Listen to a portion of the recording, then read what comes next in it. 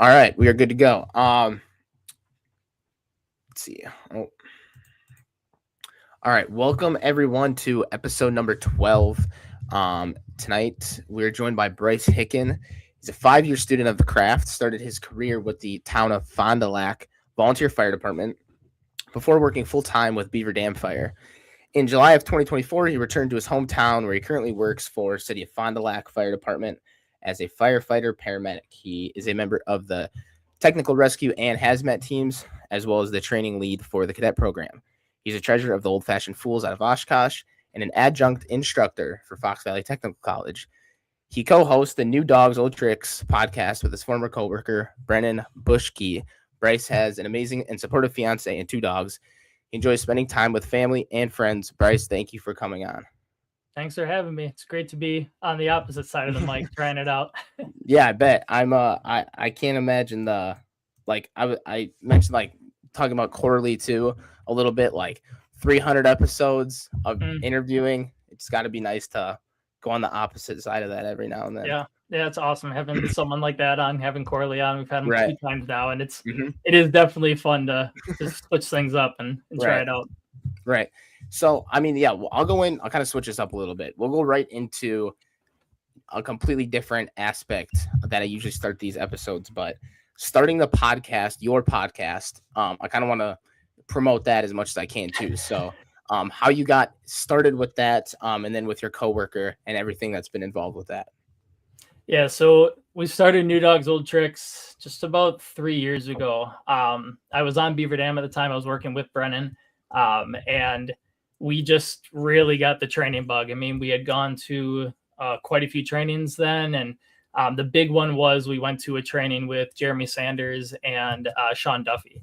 And we were there and kind of opened our eyes to the search world at the time. I mean, I had 2 years experience and he had 1 of full-time. We were both volunteer, but we were like, man, this is kind of eye-opening. There's a lot more to this than we ever thought. And it was kind of the podcast was starting to join. We had known about Corley's, we known about Jeremy's, and we were like, maybe we try this out. And so we kind of just talked about it. Didn't know how it'd go. We actually reached out to Jeremy and Sean, and we're like, because they both had ones, and we're like, hey, we were too scared to talk to you in person, but we thinking about starting this podcast, and they were extremely supportive. Jeremy was our first sponsor.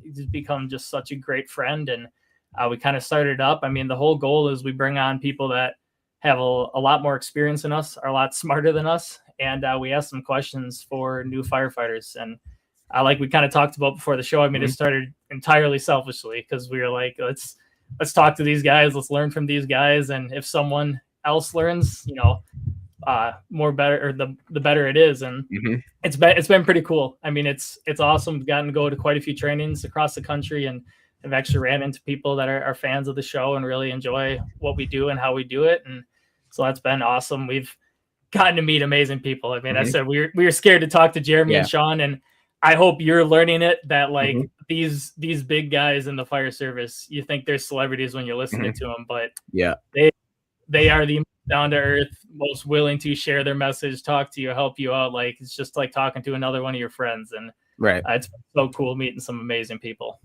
Yeah, no, I mean, the whole journey of everything. I mean, it's been 3 months for me, 4 months, and it's just been crazy. It's something super nervous to message someone that I've never met or something like that. And then just being so willing to share. And I've said that a million times, but it's awesome. How'd you get the name? Or I get the name, but was there another story behind that at all?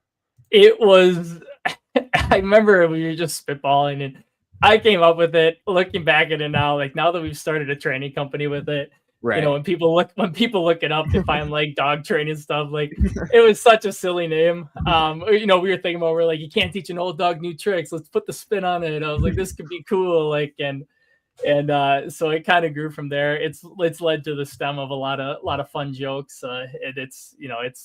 It is what it is. We can't change it now. We're kind of stuck to it and run with it. It's definitely memorable, but you look at Backseat Wisdom, or you look at Firehouse Vigilance, also we look at all these podcasts, and you're like, yeah, we probably could have gone for a little more fire department focused name, but it worked out. It's pretty good. we enjoy it a lot. Like I said, it's at least become very memorable, and Yeah.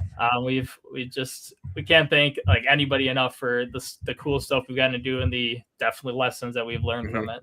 Right. How was I know we talked a little bit, but the sponsorships, reaching out to people about that, and then I don't have any sponsors right now, so I'm not quite yet like to the point where I like want to start asking. I want to get a little bit more established, but like how did that whole process work? It was the most awkward and weirdest thing that I've had to do. It felt so wrong to do. We reached out and we did it, and like I said, Jeremy was our just huge sponsor starting off, and we've gotten a couple others that we reached out, but I think we talked to Corley. I think he puts it best, or his advice for sponsorship is best. Like, kind of wait for it. He said once people start reaching out to you, we've kind of toned back on ours a little bit. We've got some people with Taylor Sins, Jobtown, Crew First with Jeremy, Toxic Suppression, guys that we've actually worked with really closely. But we kind of flipped the script on that and waited a little bit because it was nice to start out. But yeah, it's weird. So like Corley said, when we talked to him, he said they'll come to you, and when they do, usually it's going to be something you actually support because they like your message, you like their message. So it's just the connections build on top of it. But got it. You mentioned that you started a training training cadre, or I don't know what words, but from the podcast stemmed from that. So like I didn't know that. So tell me a little bit about that. That's awesome. We're very, very new on it. We've got a lot of big dreams on it. Right now, what we're focusing on is AHA. So like all of our cadre is American Heart Association instructors. Okay. So we do a lot of like businesses and stuff. Okay. And so that's kind of where we're starting to grow the company and build. We've done an ice rescue training that we've built up, and then we're working on an RTF training. That we'd like to start pushing out, but one of our cadre members is actually on deployment right now, so we're kind of waiting for him to get back before we really start diving into that. But we've got, I think it's 6 or 7, and I don't want to say that. I have to change the numbers now. I hate the stuff now, but I think that's about the cadre that we have, and it's just some great guys. All of it is people we've either worked with or taught with, and it's really, like I said, really small, starting small, but we got some big hopes for it. All right. That's awesome.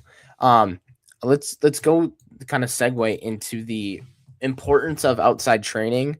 And, I know you mentioned like Wichita Hot and just some like awesome things you've gone to. So, kind of the importance of that. And it's something I talk about frequently, but like, I don't think you could ever talk about it too much because like it is super important. So, absolutely. Those outside trainings. I mean, you're not going to learn everything that you need to for this job on the job.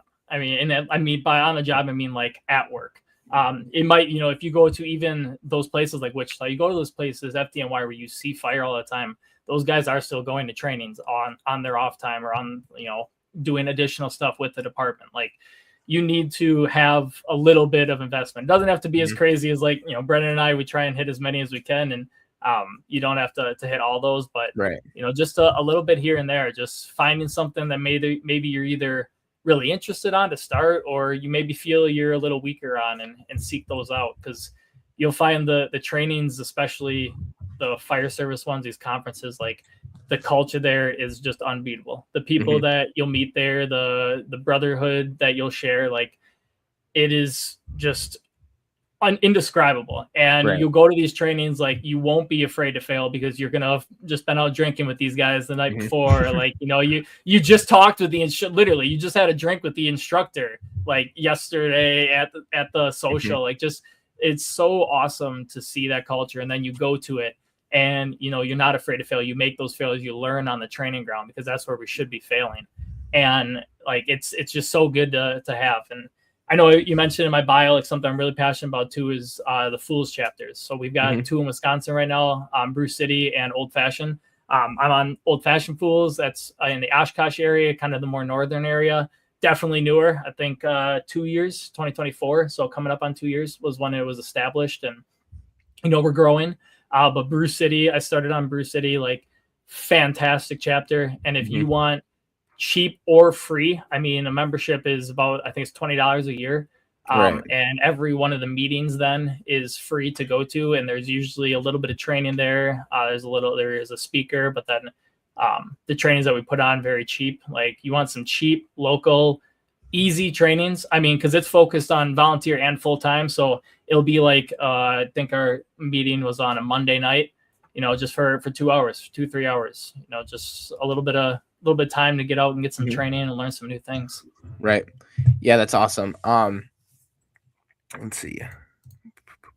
I'm curious about Wichita Hot. I met Sam Hiddle at Sawdust, and he does not remember me, so I'm not close with him by any means. But just like super awesome guy, and the department, I mean, like, is awesome.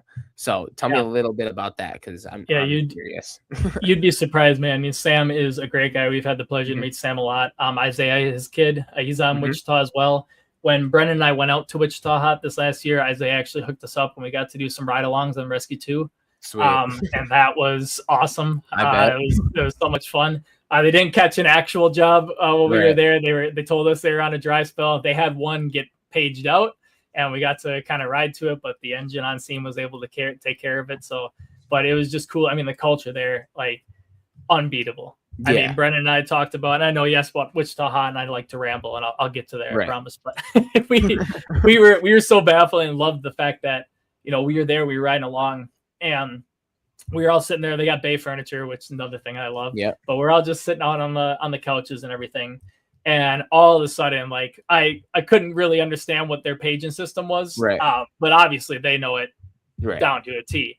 And so Rescue 2 gets page and assigned to any of the working fires and stuff. So I don't think they get immediately paged. I think if they see a fire, they'll get added on in a couple seconds. Okay. Because we were all just sitting in the couches in the bay, and all of a sudden the door goes flying open, and it's their captain. And he is in just a dead sprint, and he just goes building is all he says. And everyone on the couches is just up and sprinting. And then like tones start going off shortly after, and it was like, oh hell yeah, like this is awesome. And so I got to hopping back and ride out to there. But so it was awesome to see and get to go there. But yeah, Isaiah, John Hatrup, just amazing guys, really, really awesome guys that know their shit. But Wichita Hot, it was our first year going out to Wichita Hot. We got to meet Sam and Isaiah and Hattie at multiple trains before. We were at Into the Job the year before, which is a different one out in Wichita. And Wichita Hot was just amazing. I mean, they brought in some great people, some awesome classes. There's so many people that go. We got to meet. We got way too drunk at a bar with some guys from Texas, from it was Colorado. Like on the night everybody came in before the lecture day. So it's really cool to meet some people. Like I said, I mean, the brotherhood is awesome at those trainings. You learn just as much at the bar, and we talk about, we shoot the shit, having drinks with it, but like we're firemen. It always ends up talking about fire. Right. You learn just as much on those brotherhood nights as you do at the trainings. And so it's awesome. But we did a search class. We had an acquired structure. They did some burns in there.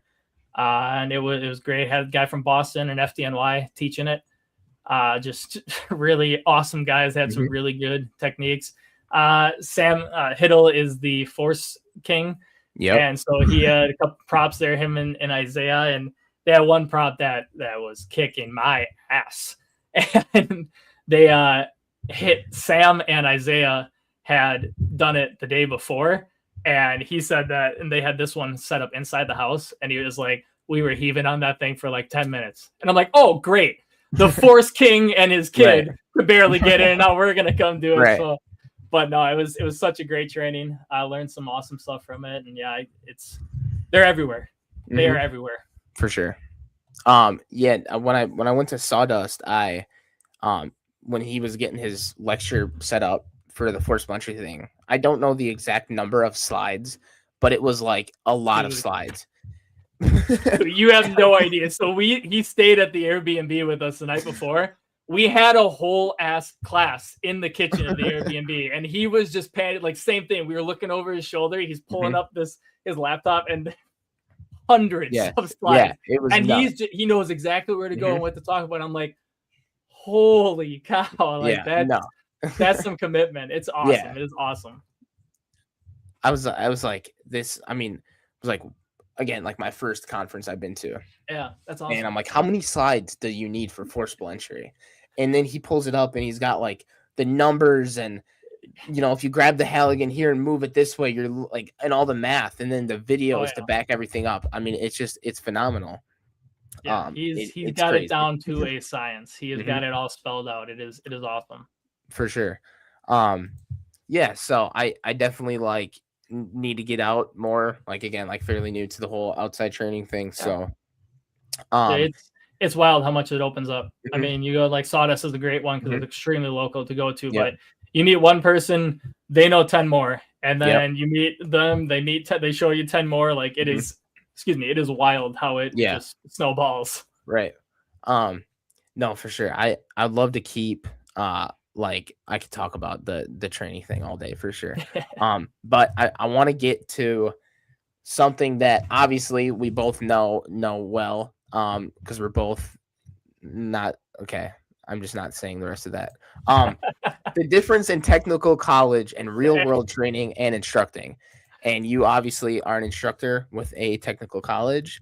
And so walking that line of following the book, but knowing that the book may or may not be wrong, still being able to relay that message to the students, but like without getting in trouble. But you know that like it's, you know what I'm saying? Like it's a tough road, and it's you can ask any of my medic students. I get in trouble. Rachel, our lead instructor, she has to bring me back to earth a couple of times when I start talking about some things over there. But yeah, it's hard. It's a challenge. It's just too. I mean, there's been some pushes, and there's good change that has happened to it, but it's just something that's unfortunately going to be an issue that I don't think we're ever going to solve. Right.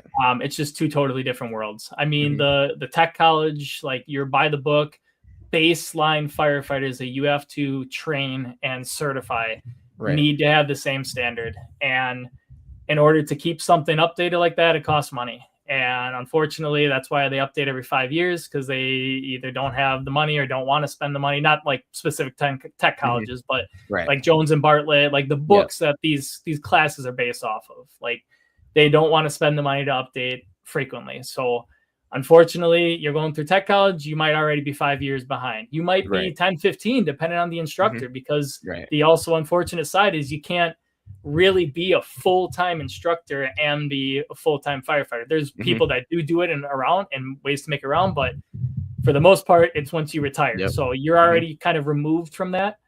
So it's great when you can have adjuncts that you know are still working and they come in part-time and they share it, and that's what like our tech college is a great job of doing. But unfortunately, that universal test that you have to train people to is never going to match what City of Fond du Lac does. You know, what other places do, FDNY, like, especially when you go to these trainings. I mean, something as drastic as East Coast to West Coast is totally different firefighting.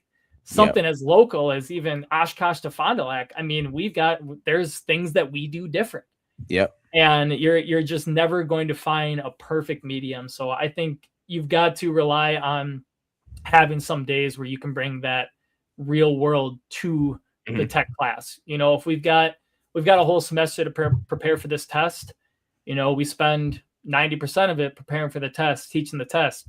Maybe that last week, or maybe even do, you know, right in the middle or something, so you can kind of square those corners after. Like, do some real world application. You know, a big thing like for ladders. I mean, one person throws. Do they talk about it much in your class right now?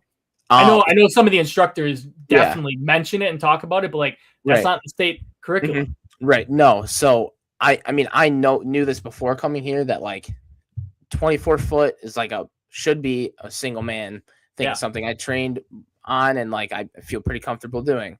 And then we get there and it's like 2 person 24, and then 3, sometimes 4 people for a 35.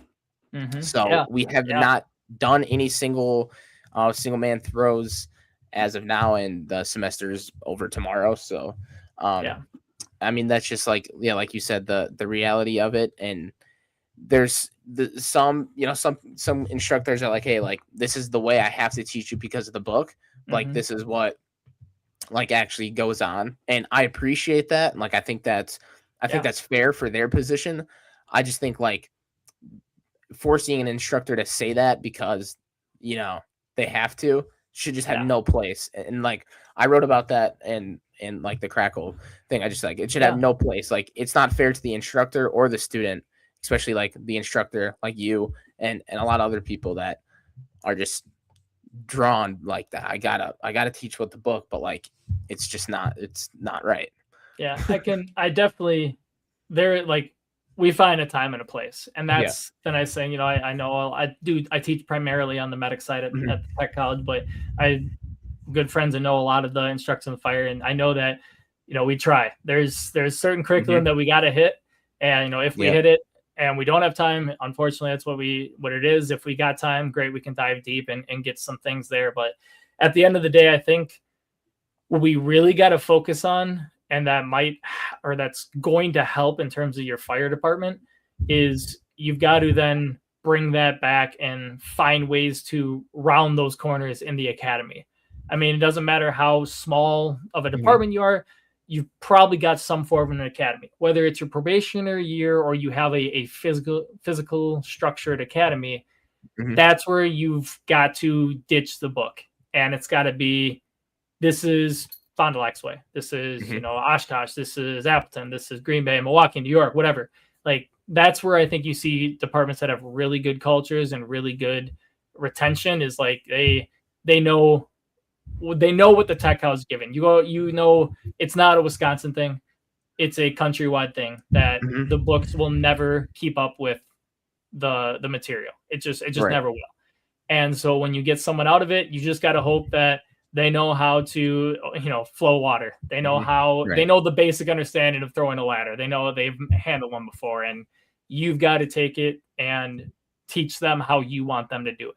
Right. And that's where I think, we can bridge that gap, is Right. instead of always complaining about, Mhm. the tech ways to do it, it's just not the right way. Like, you got to understand a little bit of that tech world. But when you get to the Yeah. fire department, it should be, you know, Right. that book doesn't matter here. That Mhm. book's 5 years old. Mhm. That's not how we do things. This is our SOPs. This is how we work on a fire ground. This is what we expect from you. Right. No, that's awesome, and it's a good point because like, I fall into it as well, like the complaining aspect of it. But like, once I'm like at this department, or once this student goes there, like, they absolutely can change what they've learned in the past. And so, no, that's awesome. Um, is there anything else you want to touch on, like, with that? Maybe like advice for like a person in my shoes, or like a student, or like another instructor who's like kind of just, you know right, walking down that line again of getting frustrated or angry or whatever it may be. Just, I know, like, me personally, I'm just like keep my mouth shut as much as I can, just like get through the class. But is Yeah. there anything else you want to like add with that? I mean, that's kind of what you got to do. The nice thing about the tech college and like the state tests is this test isn't a secret, right? Hmm. We prepare you for that test. You have the answers. So nose down, you know, get those things drilled into your head, be ready for that test, get that test ready. And then, you know, most of the instructors, all of us are open to, let's say, after class, you've knocked out the two-person carry or the two-person ladder throw. Like, you and your team, your crew, whatever you're assigned, like, you guys have got that down. You're ready for the state test. Before class, after class, you got some downtime. Ask one of the instructors, like, hey, can we try a single person throw? Right. Can we, do this? Like, something like that can be what you can gain from it. But it just, at the end of the day, as long as you pass the test, Hmm. that's what gets you in the door. I mean, Right. you have to get your certs to get out of the department. Hmm. And it's the downside is, yeah, you might get a little like, oh, maybe you, especially nowadays, maybe you do get sponsored or hired by a department before going into it. And you're either going through academy or maybe you're attending some trainings, people on there, and you go to the training and they're doing one thing and then you come to class and you got to do the other thing. And you're like, this is stupid. Why do I got to do this? Well, you got to do this because you aren't going to be on that department if you don't pass this class. So Right. it is, like we talked, it is definitely an issue that everyone has, but it's the only way that you're going to be able to get through and get around it in order to progress your career is you got to pass that first hurdle. Right. Yeah, definitely. I know it's like, it can definitely be challenging at times, but just like, I guess just keeping an open mind with it. Yeah, absolutely. So yeah, let's go into the transferring department. So you're with your volunteer department. You went to Beaver Dam, which I've heard just phenomenal things about, and then you went to Fond du Lac. So if you want to go from the transfer from volunteer to career, and then that transfer from going back to your hometown, and all the challenges, and you can go into like leaving your coworker too. I mean, like leaving Brennan, like I mean, just stuff like probably not easy. So no, going from volunteer to career was an easy transition. It was, definitely, I think I learned the nobody cares when I was in fire school, because I joined as a cadet on my volunteer department in town of Fond du Lac at 15, and I was like, I'm top shit. Like I'm going to tech college to get my stuff. I already got 3 years experience. Like I'm top shit. And then I show up and it's like, oh my God, everybody's done this. Like, right. I was like, oh, okay. So, going into the full-time world, I think I was just amazed that I got the job. I was just, that was the goal. I was working on a private ambulance down in Milwaukee, and, I love EMS, but I know boo, but the city, great experience, but oh my gosh, do you just get pounded? And I was ready to leave. Right. And so I got that phone call and I was like, oh my God, like this is amazing. This is awesome. This is the best job ever. Like I'm so excited. And, I got to Beaver Dam and I just loved it. I got blessed with some amazing crews, just fantastic people. That was the absolute hardest part about leaving. I'm getting married in just over a month, and 4 of my former coworkers are in the wedding, and three of my former coworkers are in the wedding. 4 are coming. Like it's bonds that you'll never forget, never break. Right. And yeah, it was absolutely the hardest thing to do. I mean, it was like you said, I know, JD, I got to meet down there. He's just been an amazing mentor and a friend. I would never have that if it weren't for Beaver Dam. Brennan, I would never have met Brennan. My old lieutenant, W, is just one of the best officers, and my captain was just amazing. Like I can't say enough good things about the guys and girls that I worked with on my crew. And, that was the hardest part, but it was what just made sense for me at the time. Getting married. I always lived in Fond du Lac. My dad was on city of Fond du Lac. He had retired. He had given me the advice to try somewhere else to kind of, spread my wings a little bit. And so he had retired. I kind of felt like it'd be a good time. I had a really good relationship with the assistant chief and the chief. Had been, told that there was some openings, and basically got a call one day and was like, hey, if you get your application in by the end of the day, you're hired. And it was like, well, shit. So, it ended up all falling in place, and took a lot of decisions, a lot of thinking, a lot of advice from my dad. And yeah, I came back home. So loved it as well. Have had just some amazing crews. I've gotten, my entire career has been amazing. I mean, you'll learn when you enter trainings, like there's some shitbags we talk about on our podcast, like people that don't want to be there, don't give a shit. They're not fun to be around. And I have been lucky my career. I've not had many, or if any of them. And it's been awesome. I've just been awesome to go place to place. Like I said in the bio, I mean, I'm now on the tech team, hazmat team, still doing cadets, which is what I did in Beaver Dam. So just got to continue with a lot of the stuff that I really worked hard for, and really, really fortunate to have that. And I mean, it's just, the transfer is hard. It's more common nowadays. It didn't used to be. Laterals are very new. Actually, my current chief had spent 5 years at a previous department before he came to Fond du Lac. Like I think it was about 20 years ago. So thinking about that and then thinking about how I did it, like that's Right. crazy to me because he didn't lateral. There wasn't lateral. It was like he had 5 years in a department. He had 5 years of salary, vacation, seniority, like, and went right to the bottom and started Right. as a dirt probie. And I still was a probie in terms of seniority, but I got to carry benefits over, and like, so it's really wild, the change, but it also is the reason that we're seeing more of it. Right. There's a lot of people that are getting hired somewhere, spending a year or two, and then going else. And I don't think there is anything really wrong with it. Sometimes it's just the nature of the business. I think, if you really have a strong culture, you're not going to lose as many.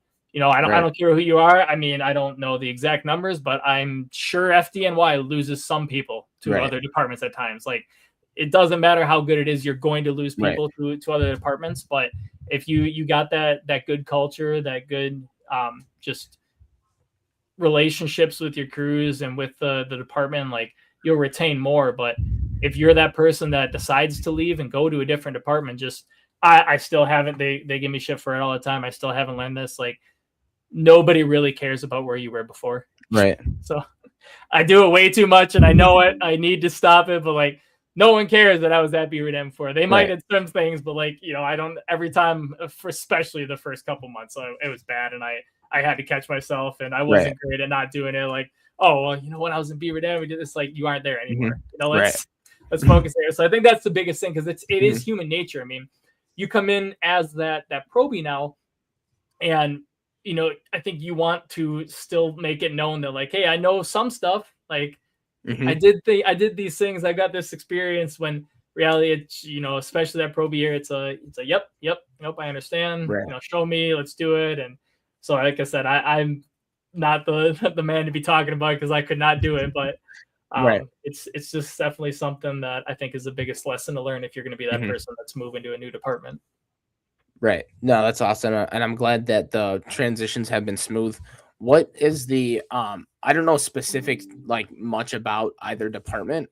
So what's like call volume? Was there a big change? Like, I when I talked to JD, he was like, Beaver Dam was pretty busy, and then when he switched to Western Lakes, like, there's kind of a drop that he was used to. So like kind of going into the specifics of that. We can go fires, like, you go to more fires in Beaver Dam, or you go to more in Fond du Lac, like. So when I was in Beaver Dam, we hit 3,000 calls for the first time when I was in Beaver Dam. And that was 3,000 calls out of one station. They just had the busiest year on record. I saw a couple weeks ago that they posted, so it was in December that they already broke that record. But yeah, 3,000 calls out of one station. So it's busy. I mean, it's a lot. We're just, I think the last report, we don't release our full numbers. I have to dig and find, but I think we're at that 7 or 8K out of 3 stations.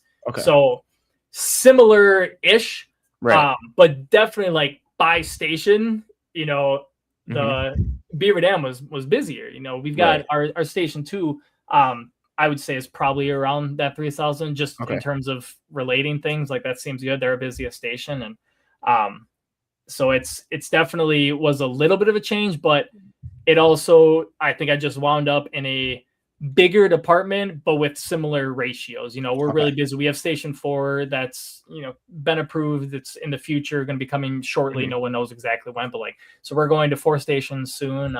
So we're definitely growing. We're definitely busy, but yeah, I mean, Beaver Dam was always busy. I mean, it was awesome. You were one station, so you knew if tones went off, it was for you. I had a decent amount of fires while I was down there. Had some really good ones. I've had some good ones in Fond du Lac. We're not crazy FDNY that I keep saying that, but no one's that busy. But we get a decent amount a year. But so calls were similar. The weirdest thing though is, like, the calls in Beaver Dam, there was, especially the medical stuff, which I think is where my passion for EMS stemmed from, were wild. I mean, you get some crazy calls there. It was a lot more actual calls than, well, I wouldn't say a lot more, but you had a significantly noticeable difference of BS Okay. to actual calls, where, you know, Right. when you say the average is about 90-10, you get 90 Mhm. BS calls, 90% BS, and 10% legit. So Right. that was the biggest change, was Okay. not having as many. Still had some decent ones, but that's just because it's the nature of the beast. But Right. Got it. I want to go into the cadet part that you did at the volunteer department. Like I said before, I spent 2 years with Minocqua and 2 years with Woodruff as a cadet, seeing two different departments with that. So kind of how when you went through it, what the structure was like, like things that you were able to do, things you weren't able to do. Like for me, it was attend meetings, trainings, show up for calls. If it's a fire, you're probably just going to be like handing tools here, but like you yeah, get a watch. So kind of just stuff like that. yeah. I'm really excited about our current cadet program, so I'll segue into there. But Okay. when I joined cadets on the town, I got the in because my girlfriend at the time's grandpa was the chief, and I was Okay. interested. I finally had I was in high school. I was like, hey, I kind of think I want to do firefighting. You know, I all through my life, I was like, I'm going to be a cop. I'm not going to do what Right. my dad did. Yeah, I learned that wasn't smart. So I, Mhm. I made the right choice. But so Right. when I was interested in it, it was, I kind of got in the door with that connection, and they kind of revamped their cadet program or restarted, I should say. So I was the only cadet. And it was just like you said. I mean, I got a pager. I got to come to calls. I got to do the exterior stuff. And then I got to come all the meetings and the trainings. And so it was really fun to kind of learn that way. You know, I felt like I was super cool because I was in Right. high school, and I could, Right. I got approval because one of the lieutenants on the fire department, his wife was the attendance secretary. So it Mm. was like, you got approval to just leave when a Right. call came in. So it was Right. like, it was the coolest thing ever. But it was an awesome stepping stone, and really showed me that that's what I wanted to do. And I never looked back. But Right. now I'm really excited. I really love where our program is going for our cadets, because like I said, I'm with City of Fond du Lac, and I started on town, and we're very close to each other. Okay. In fact, there's parts of the town that are surrounded by the city. Okay. Just in the middle, there's one like a block away from our station one, just because of how the Right. town was built and then the city was. But so we actually now are doing a joint cadet program with them. So we're 14 from all the way to 20. And what you can do is, when you join as 14, you're a cadet with us. You come to our trainings twice a month, do all this stuff. Once you turn 16, you still get to do that, but then you also can join the town as like one of their cadets as well, where like you can get your pager, go to their trainings on top of it, which we kind of have our trainings tied together. So it's just one extra training that you would have to go to theirs. And then when you turn 18, you're a full-fledged member on a volunteer department, but you're still a cadet with us for 2 years. Okay. And so we've got instructors from us. We have instructors from the town to kind of bridge that gap. Right. And just, we're being a city and bigger than the town. We've got more resources that we can provide. So it just kind of made sense to connect it. And I was really happy they got to use those connections to do it. And it's the first year that we're doing it. It's working out really good so far. Town has gotten, I think, 2 new members from us, like from the cadet program. So it's really awesome, because you can't join the city until you're, a paramedic and a full firefighter, but Mhm. you can join the town once you're 18. So while you're Right. possibly waiting to come to the city, you can still give the town 2 good years.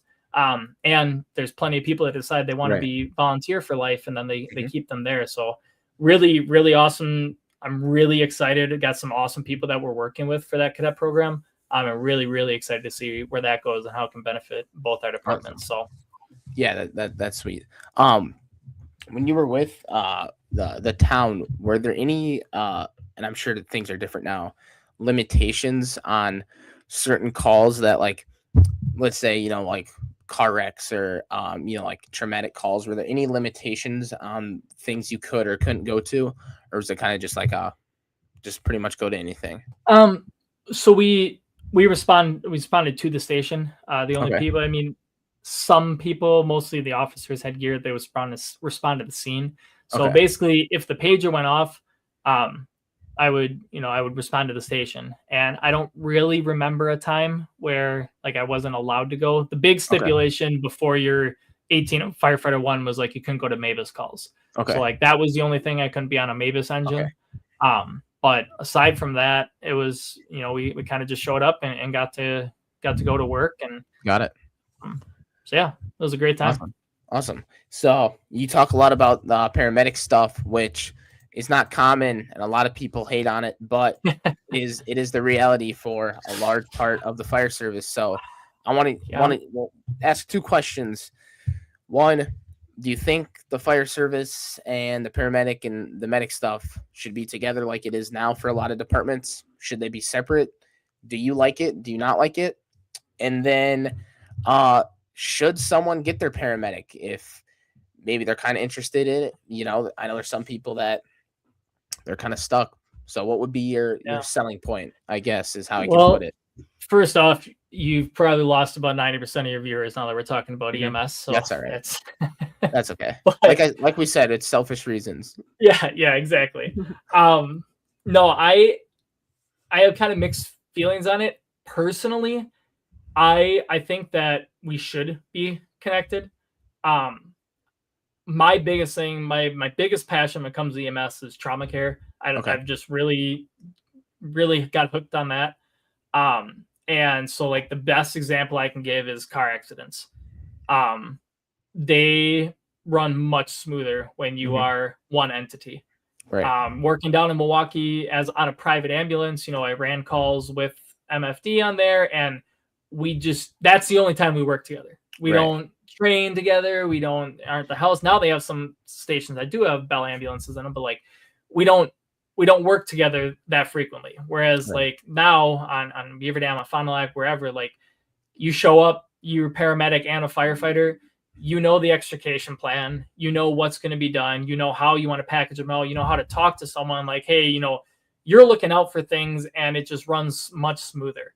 I think we've got you have good people in the fire service that want to learn and want to do good. And, it's most of our job anyway. So I think it just makes sense to keep it together. And it just works really well. My caveat to it is I think that we should open up like more departments, and some are starting to, paramedic only positions on the fire department. There's a lot of people that get their paramedic and they join a fire department just because they don't want to be private ambulance. Some people do want to do private ambulance, but for the most part, in most places, private ambulance is a lot of interfacility and just hospital to hospital stuff. You're not really doing like 911 care. You might do it a little here and there, but it's a totally different atmosphere. Right. Benefits aren't as good as well. So like a lot of people do want to come to the fire side. And frankly, I would love to just be a firefighter paramedic on the back of an engine. So like if all of a sudden somebody wanted to be a medic and only wanted to be a medic, they didn't want to ride an engine, like why not allow them to come onto the fire department? And then they are still training with you. They still know, like you can give them a base fire understanding. Cause like on Fond du Lac, our ambulances fight fire. We got gear on all of our ambulances. Like first in the first in ambulance is joining the first in engine. Like, you fight fire. So give them a baseline, fire skills. So, hey, all of a sudden 3 ambulances are on a call. You're the last ambulance available and there's a fire. Like, what to do, but assign them to an ambulance. If that's what they want to do, that's where their passion is, but they just don't want to do it. Like, I think we could do some more of that. I mean, there's departments, mine included, that we have firefighter positions. They're only firefighters. You get to, once you get enough time, you can do that. So if we have that and there's people that would do that paramedic only, why not allow them to do that? And then for your second question, you got to just try, and if for personal Wisconsin, there's just not many departments anymore, if really any, that aren't requiring medic. And your options are really limited if you don't get it. It is 9 months of hell, but the most rewarding thing ever. I wouldn't give it up in the world, but I would never do it again. So it is rough. It's you have to nose down. I will say, not to be like a walk uphill both ways in a snowstorm type of person, because I'm not that old. Right. It is a lot easier nowadays than it was, and that's Okay. awesome. I don't resent anybody for that. I think it's awesome that you're able to do that, because a lot of departments are sponsoring people to go through medic. So like when I Right. went through, I was working down in Milwaukee, I was going to school in Appleton, I was living in Fond du Lac, I was doing clinicals, I was riding along in the fire department, still trying to find a way to pay Right. bills. Thankfully, I got to live with my parents for when I went to medic. I moved back home for that reason, but it's still like, it was exhausting. Whereas now you get sponsored, you're getting paid to go to school a lot of times, which Right. is awesome. Like, it's still a hard class, and it's not like, oh, you got it so easy now, but Right. that's a benefit, is it's definitely easier now than it used to be. So Okay. I think, I say Yeah. if you're considering it, you got to go for it. Right. Yeah, it's definitely something I'm interested in. And I've talked to some guys with Green Bay, and they say the same thing. Just get your medic. Yeah. Definitely just for the fact too of like the opening the door for so many other departments. Oh yeah, absolutely. Got a question. With the understanding that you have by serving on both career and volunteer, how can we adjust training requirements / time for volunteers? Yeah, it's a solid question from either my dad, mom, or brother, one of the three. Awesome. Yeah, I mean, we were kind of talking about it right before Yeah. we went on, so that's awesome. I mean, when I was on town still, I was still on town while being on Beaver Dam for a little bit, and something that we really talked about and focused on was like the pulling of lines, putting water on the fire, and searching are things that I would say you've got to be just as efficient career and volunteer. I mean, there's volunteer, you're set up really not necessarily to, but kind of to fail, because you've got full-time jobs. You got full-time jobs that aren't on the fire service. And then you're expected to really be as good as a career department. And there are plenty of volunteer departments that are better than career departments, and absolutely. career departments that are much worse. Like, it's not a for sure thing, but starting volunteer wise, you're already behind the 8 ball because of that time commitment. Like, I go to work for 24 come January, 48 hours at a time.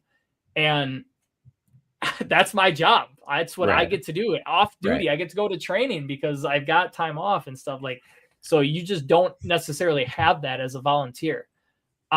So it's a big thing, is you focus on some skills that you really need to be proficient at and good at for both sides. And to me, it's putting out fire and searching for victims. Right. That is, forget all the medic stuff we talked about. That is what the citizens expect for us when we show up in a rig that says fire department on the side. Is if their house is on fire, we are going to put it out and we are going to rescue anybody that's inside. Right. That is the bait. They don't care what we look like when we show up, really. They don't care how much money we make. They don't care, how much sleep we've got. They don't care how tired we are. They don't care about anything except, are you going to put the fire out, and are you going to save my kid, husband, brother, sister, dog, whoever's inside. So like, if you can focus on the volunteer side, a majority of your training is on that, but obviously you still got to cover other things that you do. If you cover highway, you cover areas where you got to respond to accidents. Like, you've got to touch on those, but that's something you got to hammer home, is putting water on the fire and searching houses, and make sure you get those things pounded, and then you're off to a good start. Right. Yeah. So that's all awesome. And I had Tyler Whitfield on. I'm not sure if you're familiar with him at all, but I'm sure he heard this from someone else. It's just, he's the first person that I heard it from. But training on, like, we go 90% EMS calls or whatever the number is, and we go to 10% fire. So let's train on the 10% because we don't do it as often. And so like something on like my department, and I've talked about this before, but just like we have 12 trainings a year, 12 required trainings a year, right? Once a month. That's just the reality. We have 20 guys. We go to 75-ish calls a year. Like, we're not busy. It's normal rural Wisconsin, right? Our department, like, I mean, I haven't been there in a few months, but like, I would put our department and my officers and the guys there up against anybody when it comes to getting a dump tank ready, getting water, right? Like, getting on the water on the fire, and a lot of water. I mean, like, we have our engine and tender roll, like that's 5,500 gallons of water. Like I put that up against anybody. Like we're quick and we're super efficient at doing that. On the opposite side of that, though, like the search and maybe vertical vent, like we have a truck, right? Like one of the only truck companies in the area. Like we don't do a whole lot of search or vent or forced entry training. So like getting that stuff you don't do very often, I think hammering the trainings and stuff on that would also not help bring that balance towards the the full-time thing. Because like I said, we can get a lot of water there really quick and everything. But so just I mean, it's hard. Like you said, we're already behind the 8 ball. Like, I mean, it could be 10-15 minutes before the truck leaves the door. And that's just like, that's people trying to get there too. That's not people slacking. So no, absolutely. I totally understand. I mean, we like being on the volunteer department before I joined a career. It was always funny because the city of Fond du Lac was our auto aid. Right. And so if we had a fire, they were automatically paged. Right. They are going to beat us every single time. Right. And we would go en route and we hear like the city on scene, we're pulling a line, whatever. And we're like, no, that's our fire. We're still like 5-7 minutes out. It's like exactly looking at it now, and even we all understood it at the time, and it's like, nope, that's what's better. They need someone to be there as quick as they can, and we're gonna get there as fast as we can. And we had really good response times, but you're just never gonna beat someone at the station. So when you're volunteer, you are behind the 8 ball in so many ways, and that's the thing you just got to bridge through. And like you said, with the minimal amount of time, it's the unfortunate battle that you have to fight and figure out how the best way to balance it is. Right. No, and I love how you touched too about like there's some volunteer departments that are so much better and train so much more. I don't like the word better, but some volunteer departments that do a lot of good work compared to some full time. So I think just like trying to get rid of that. I know it's like friendly jokes, but it's not always friendly. Like there's some people that get actually angry or like upset about the whole volunteer versus full time debate thing. So there's people that think that if they've got that IAFF sticker that they're automatically better. And if you spent 10 years just doing the workouts of the recliner chair, like no, you're probably not better than go-getter volunteer guy. Like it doesn't mean just because you're a professional firefighter, like you can be a volunteer and you're still a professional firefighter. I don't care what anybody says. You show up because 911 was called and they expect the fire department. I guarantee you 90% of the civilians, when you show up, they have no clue if you're volunteer or paid. Like they just know that when they call 911, a red truck, primarily red truck, should be a red truck, shows up. And for rocket scientists, brain surgeon, astrophysicists, get out of there ready to solve whatever problem. They don't care. Right. Yeah. And it's such like, I've heard that so many times, like you just said, they don't care if you're tired or you're not feeling good. Like they do not care at all. So I kind of use that as some motivation too sometimes. Like, I mean, it's just, it's a reality. It's not a bad thing either.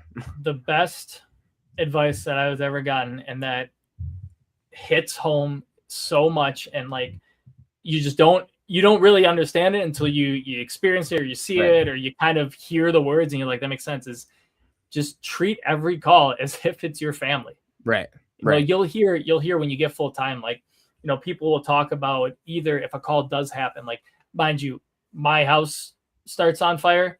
Yes, I will be more worked up than if it's a different one. Like there's no way to fight that. But you hear people that talk about that, like, oh, if this there, like you're gonna have to hold me back. You're gonna have to make sure like I don't go in there, or like if I don't, like just things like that. It seems like people's passion come out when they start talking about that, like, oh my God, if that was my family or whatever. And then it's like the tones go off for a random citizen. It's whatever. It's like, but if that was your family, because that is somebody's family, there is somebody who is sitting at home or at work that's their family. They feel as passionate about them as you do about yours. So why would you give your family more effort than you'd give them. Exactly. And it's something that I really like, the advice of be the firefighter that you want showing up to your house is something that I try to live every day. That, you know, especially in the medical world, like that helps me with not getting burnt out. Is it's their emergencies, no matter how dumb we think it is. You know, if that's my grandma, if that's, you know, whatever, I'd want her treated the way that I treat my patients. And I think that puts you in a better light. But that's one of the best advice I was given early, and what I try and keep with. Right. No, definitely. I mean, I was told, do you want you rescuing you, or how, you know, There's so many ways to word it. Yeah. It's just, it's the same thing, and it makes so much sense. Cause I know my mom's listening to this. She's going to call me about this later, but I have gone to the fire call for my own home before. And it's like, it's interesting. But no, for sure. I got through all my questions. I kind of want to just throw one more curveball at you to get your take on it, because it just through my head. Running on the fire ground, yes, no, maybe, sometimes. Let's hear your. You've had BJ on, right? I did. Did you ask him? Did you ask BJ? Yeah. We've talked all right. Love you, Breach. It's such a good guy. But yes, running has its place. It does. I mean, we're not talking a 100-meter sprint. You're not dead sprint, but again, circling back to family. Right. If your mom, daughter, uncle, son, daughter, whatever, is in that window, and you see, would you want the firefighters running to rescue them? Right. You know, or would you want to be on the front lawn, waving them in, pointing at the window, and have them just walking up to the scene? Like, it's not a thing. You know, there is a place for it. I was able to very graciously save myself, but nice. I had I had a ladder. We were going up. We had reports of victims in the second story. I had a 24, was going around. I would say running with the ladder on my shoulder, and I kind of hit a little hill area and I lost my footing a little bit, went forward, was able to prop myself up with the 24 and pump back up and start going. So, like, should I have been running there? Probably should have been more aware of the ground, but at least when I got it off of that rig and started running like towards that scene, flat ground I was on. Yep. There is definitely a place for it. Right. There's no way that you can stand there and say, there is no running on the fire ground. Right. You need to walk. You need to, fast walk, whatever you say. Like, there's no absolutes in this job. Right. I say it all the time. My favorite thing is about the fire services. We play in the gray. You know, if you have SOPs, you have SOGs, they're there as your plan A, but you cannot SOG every fire that we are going to go on. You cannot protocol every med call that we are going to go on. Right. It is not possible. The people are wild. The world is wild. You will not be able to write a plan for every single call. You are going to have to figure it out on the fly at times.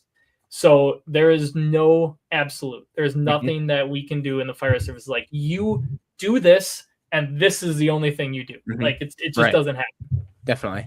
No, and I mean the running thing is funny, because I'm sure people like are listening are familiar with Stockton like fire and all their social media stuff.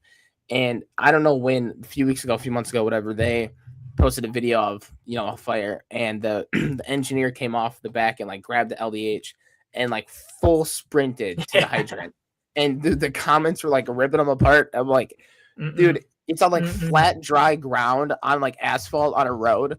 And like, this engineer's probably got his sneakers on too. He's probably built for that. He's not running. Like, these dudes go to so much fire and do so much training. It's insane. Yeah. So there's no absolute. Right. So I don't think I got through all the questions. I appreciate you coming on. It was a blast to talk to you outside of the school, and I look forward to talking more. Yeah, dude. Thank you very much for Mhm. coming on. Or for letting me come on. So Right. fall back into the default. Right. Right. But no, it was awesome to be on the opposite of Mike. I'm extremely honored and humbled that Mhm. you asked me to come on. You are doing awesome work. Thank This you. is awesome. We need more people like this, especially Mhm. as young as you getting Right. started in the fire service. Keep this attitude up. Keep the mentality up. Don't let that passion die. And yeah, thanks so much. Right. Yeah, for sure. You're gonna have to get me in touch with the Brennan for sure. Oh yeah. I'd Oh yeah, he's love to very have him soft spoken. He would love to come on. I Okay. hope he's watching right now because he's like that Okay. motherfucker. Like he's Right. but Okay. no, Yeah, thank you awesome. much, man. Yeah, Everybody you're have a welcome. great night. Yeah, thank you. You too.